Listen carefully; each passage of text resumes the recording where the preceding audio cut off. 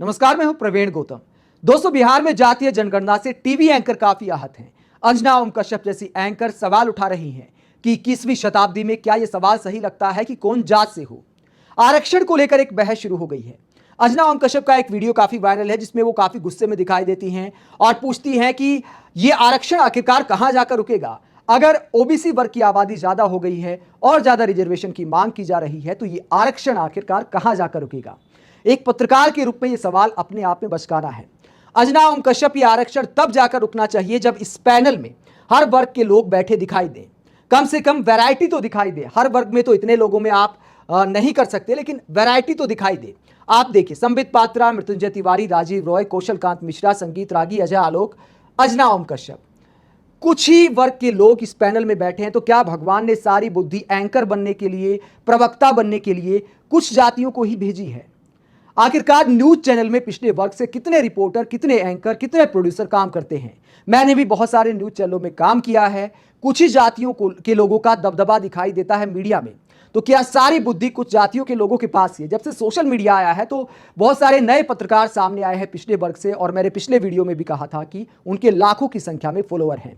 तो अंजना मैडम जब ऐसे सवाल करती है कि ये आरक्षण कहां जाकर रुकेगा, तो ये अपने आप में बचकाना है। हम 21वीं शताब्दी में तो आ गए हैं, लेकिन अंजना जी ने जो सवाल किया कि यह सवाल पूछना क्या सही लगता है कि कौन जात से हो, तो यह आरक्षण तब जाकर रुकना चाहिए जब मकान लेने में ना पूछा जाए कि कौन जात से हो, दुकान किराए पर देने में ना पूछा जाए कि कौन जात से हो, बनिए की दुकान पर नौकरी देने में ना पूछा जाए कौन जात से हो, पेट्रोल पंप पर भी नौकरी पानी है तो पूछा ना जाए कि कौन जात से हो।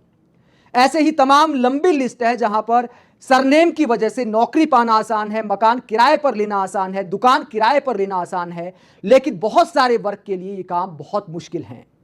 तो अंजना मैडम, जब ये सारा भेदभाव खत्म हो जाएगा, सब जगह समानता दिखाई देगी, और खासकर मीडिया के न्यूज रूम उसका आईना हो सकते हैं। जब आपको पता चल जाए कि मीडिया में समानता आ गई है, हर वर्ग के लोग एंकर, प्रोड्यूसर, रिपोर्टर बन रहे हैं, तो आप समझ लेना कि तब जाकर आरक्षण रुक जाना चाहिए।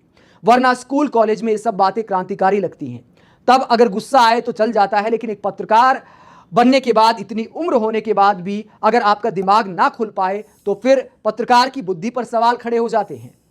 दोस्तों, मुझे भी बहुत गुस्सा आया था। मैं अपना व्यक्तिगत उदाहरण बताता हूं। 10वीं के बाद मैं एक संस्थान में एडमिशन लेने गया। मेरे अच्छे मार्क्स थे, उसके बावजूद एडमिशन नहीं हो पाया और पिछले वर्ग से सिर्फ पास आउट का एडमिशन हो गया। तो उस वक्त मुझे गुस्सा आया था कि क्या आरक्षण का सिस्टम बना रखा है।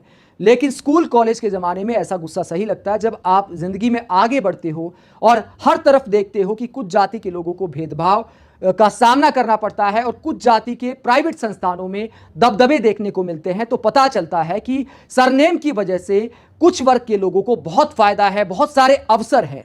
कुछ वर्ग के लोगों के पास बहुत सारी ज़मीनें हैं कि वो 2 वक्त की रोटी खा सके। अगर सरकारी नौकरी ना भी मिल पाए तो भी उनका गुजारा हो सकता है। उनके लिए प्राइवेट संस्थानों में नौकरी के ज़्यादा अवसर हैं। तो जब सब जगह समानता आ जाएगी तब जाकर आरक्षण पर पुनर्विचार करना चाहिए। हाँ, ये ज़रूर है कि जिनको आरक्षण हासिल है उसमें जो गरीब आदमी है उसको आरक्षण मिल सके।